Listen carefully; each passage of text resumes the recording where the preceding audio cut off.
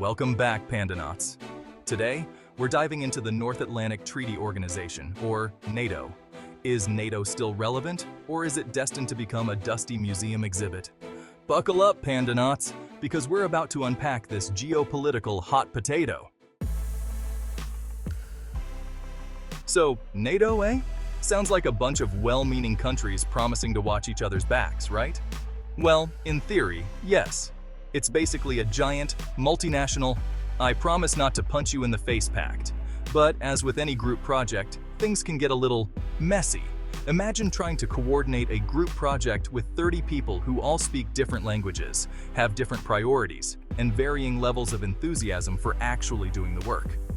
Now throw in some historical baggage, a few unresolved arguments, and a dash of good old-fashioned power struggles, and you start to get a picture of what's happening within NATO.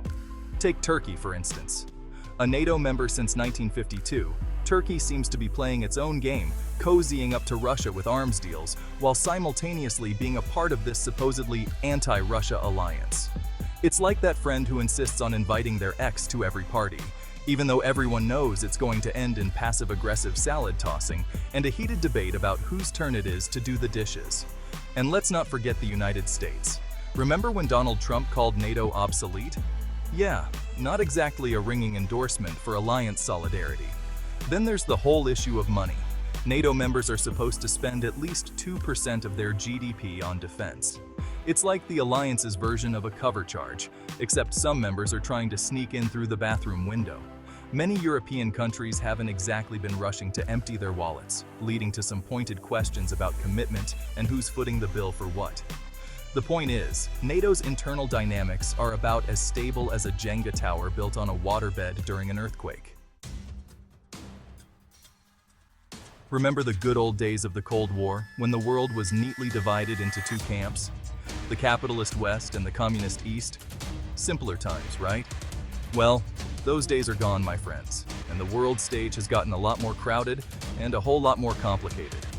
Enter China, stage left, looking like the bouncer at a very exclusive geopolitical nightclub. China's rise as a global superpower has thrown a wrench into NATO's traditional focus on Europe.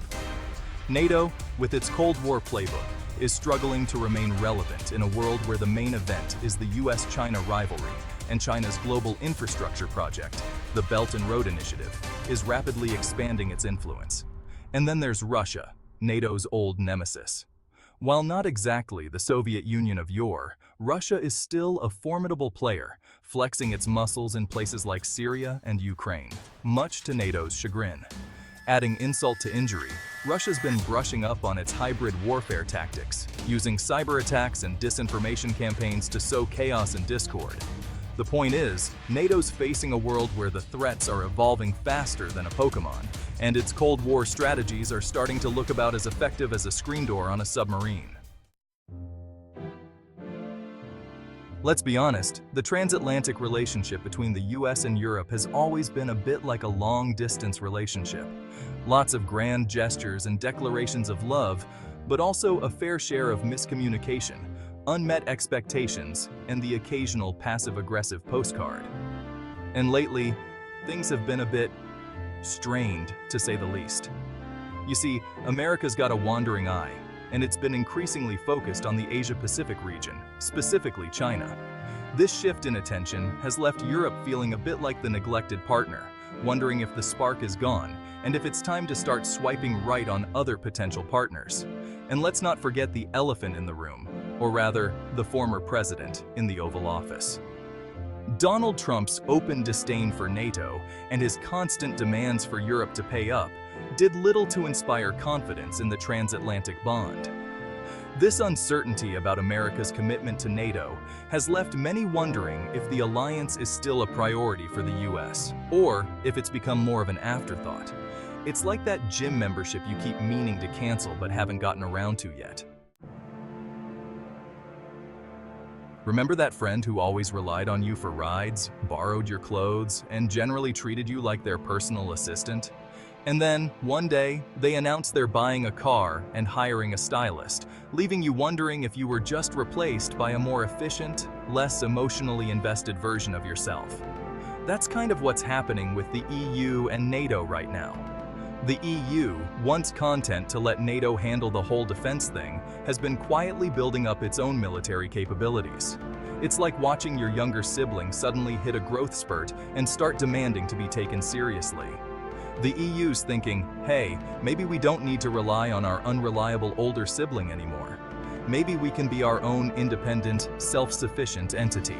The European Defence Fund, the EU's version of a superhero training montage, is pumping billions into developing joint military projects and bolstering European defence industries. This push for strategic autonomy is partly driven by a desire for greater independence from the US, especially after the whole Trump debacle, and partly by a growing realization that the EU needs to be able to handle its own business.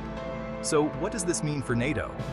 Well, imagine being the captain of a sports team and realizing that your star players are forming their own breakaway league. It's not exactly a vote of confidence, is it? Remember when the biggest threats to global security involved tanks rolling across borders and missiles flying through the air? Simpler times, right? Nowadays, the bad guys are as likely to be armed with keyboards and algorithms as they are with guns and bombs.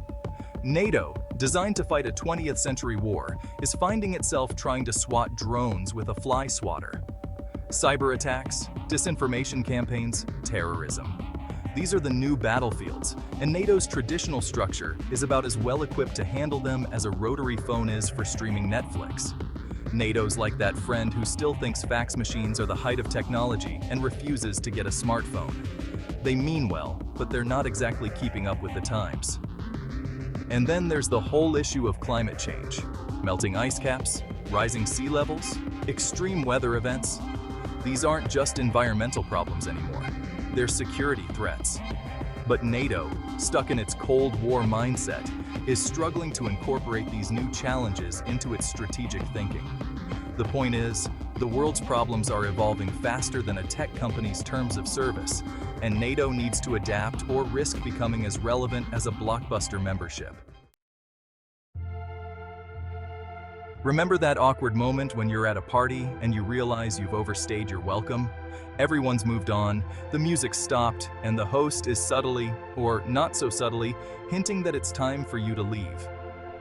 That's kind of how NATO's 20-year stint in Afghanistan ended, with a hasty retreat, a lot of unanswered questions, and a sense that maybe, just maybe, they weren't the heroes they thought they were. The chaotic withdrawal of NATO forces in 2021, after the US decided to pack up and go home, was like watching a magician try to pull a rabbit out of a hat, only to accidentally pull out a dozen angry ferrets instead. It was messy, confusing, and not exactly the grand finale NATO was hoping for. The images of Afghans desperately clinging to departing planes, the rapid takeover by the Taliban, and the humanitarian crisis that followed left a stain on NATO's credibility. The Afghan withdrawal raised serious questions about NATO's ability to achieve its objectives, its commitment to its partners, and its overall effectiveness in a post-Cold War world. It was a humbling experience, to say the least, and one that left many wondering if NATO is still capable of fulfilling its original promise of collective security. The Afghan withdrawal was a stark reminder that even the best intentions can go awry, and that sometimes the best thing you can do is cut your losses and go home. But it also left a lingering question. What happens when the world needs a hero and NATO's not up to the task? So, there you have it. Pandanauts. NATO, a once mighty alliance grappling with an identity crisis, internal divisions, and a world that's changing faster than a TikTok trend. Is it outdated? Possibly. Is it irrelevant? Not quite. But one thing's for sure. NATO's in dire need of a reboot. It's like that old car you have in the garage. It might need a new engine, some fresh paint, and maybe even a flux capacitor to keep up with the times. But with a little TLC, it could still be a reliable ride. The question is, do NATO's members have the will to make the necessary changes? Only time will tell. Thanks for watching, Pandanauts. If you enjoyed this video, make sure to like, comment, and subscribe to stay updated with all our latest content. See you next time.